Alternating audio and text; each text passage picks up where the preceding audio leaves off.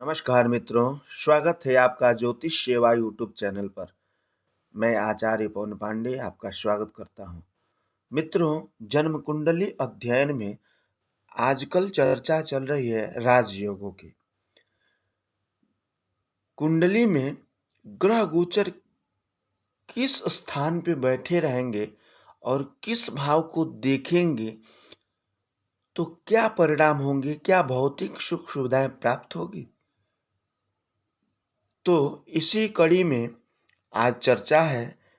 सूत्र है कि चतुर्थ भाव का स्वामी और नवम भाव का स्वामी आपकी कुंडली में यहाँ कोई और अंक लिखा होगा, कोई और लग्न होगा, यहाँ कोई और लग्न होगा। तो इन भावों के स्वामी कोई भी ग्रह हो सकता है। तो सूत्र कहता है कि चौथे भाव का स्वामी जो भी हो और नवम भाव का स्वामी जो भी हो, ये दोनों युति बनाने लग्न में, तो जातक को अपने पुरुषार्थ से एक नहीं अनेक वाहन खरीदने का अवसर प्राप्त होता है। उसे लग्जरियस जीवन प्राप्त होता है और वो श्रम करके कमाता भी है। वहीं यदि बृहस्पति चौथे घर में हो या चौथे को देखता हो तो जातक को बहुत सुख प्राप्त होता है। गुरुदेव बृहस्पति चौथे घर में स्थित हो और यदि बैठे नहीं हो तो कहीं से, अब वो देखेंगे कहाँ से, तो वो देखेंगे यहाँ से, वो देखेंगे यहाँ से और वो देखेंगे यहाँ से। तो इन स्थानों से बृहस्पति की दृष्टि यहाँ पड़ेगी। यहाँ से नवम दृष्टि, यहाँ से सप्तम दृष्टि और यहाँ से पंचम दृष्टि। तो यहाँ देखेंगे तो जातक को वाहन की सुविधा प्राप्त होगा, लग्जरियस जीवन प्राप्त होगा, उसकी अपनी निजी 4 व्हीलर होगी और उसके अपने निजी साधन होंगे जिससे वो अपनी सुख में शामिल कर सकता है। वहीं यदि चौथे घर का स्वामी और बृहस्पति केंद्र या त्रिकोण में एक साथ हो तो जातक को सुख प्राप्त होता है। सूत्र कहता है कि यदि चौथे भाव का स्वामी और बृहस्पति कुंडली में कहीं भी बैठ सकते हैं, तो चौथे भाव का स्वामी और बृहस्पति केंद्र में प्रथम, चतुर्थ, सप्तम और दशम त्रिकोण में, पंचम में और नवम में और त्रिकोण में लग्न भी आता है। तो केंद्र और त्रिकोण में बैठे तो जातक को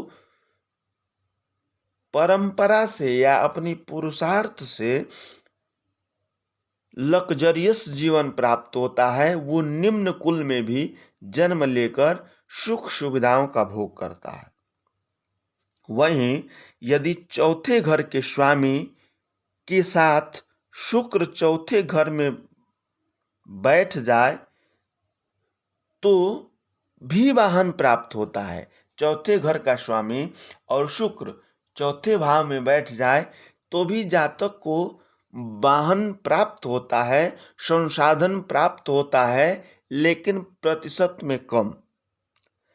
वहीं यदि चौथे घर के स्वामी के साथ शुक्र नवम, दशम या एकादश स्थान में बैठ जाए तो जातक को एक नहीं बहुत सारे वाहन प्राप्त होते हैं।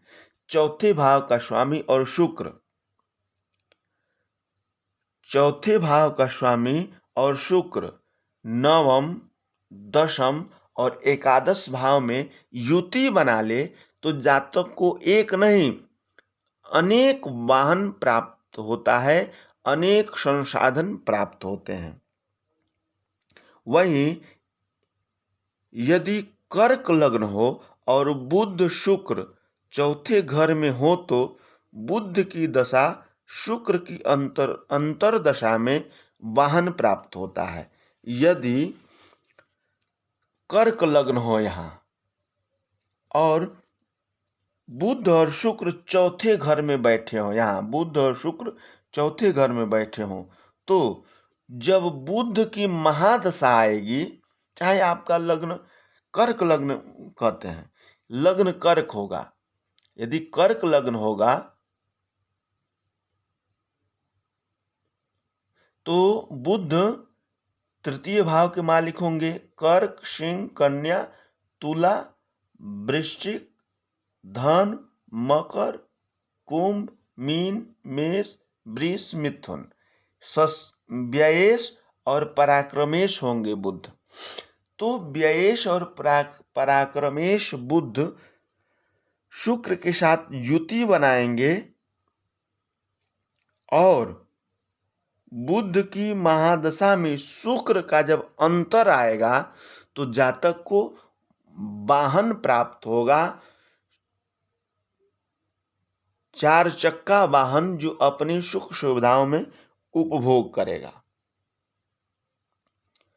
वहीं यदि शुक्र सप्तम में हो तो जातक बहुत कामुक तथा लग्जरियस जीवन जीने वाला जातक होता है।